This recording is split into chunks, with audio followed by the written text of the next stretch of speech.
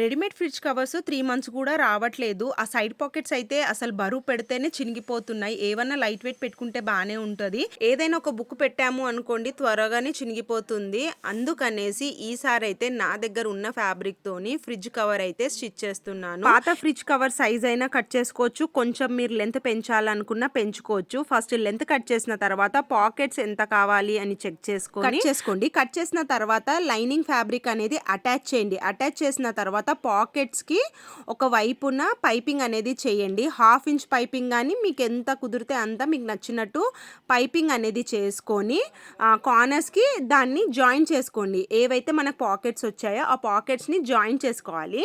Joints చేసుకున్న తర్వాత black చేసేయండి. అంటే మనకు ఫ్రిడ్జ్కి 3 ప్యాకెట్స్ వస్తాయి కదా, 3 పాకెట్స్కి మీరు ప్యాక్ చేసి దాని తర్వాత పైనుంచి ఒక పైపింగ్ అనేది అటాచ్ చేసి రౌండ్గా మీరు మళ్ళీ పైపింగ్ అనేది చేసుకోవాలి. అంతే ఫ్రెండ్స్, చాలా సింపుల్, చాలా ఈజీ అనమాట. అండ్ ఈ ఫ్యాబ్రిక్ వచ్చేసి మా అత్తయ్య అమ్మడానికి వచ్చినప్పుడు కర్టన్స్ కోసం అని తీసుకున్నారు. నేనైతే ఫ్రిడ్జ్ కవర్ అనేది చేశాను. సో నాకు లైనింగ్ ఫ్యాబ్రిక్ అనేది తక్కువ పడింది, అందుకనేసి జాయింట్స్ అనేవి వచ్చాయి.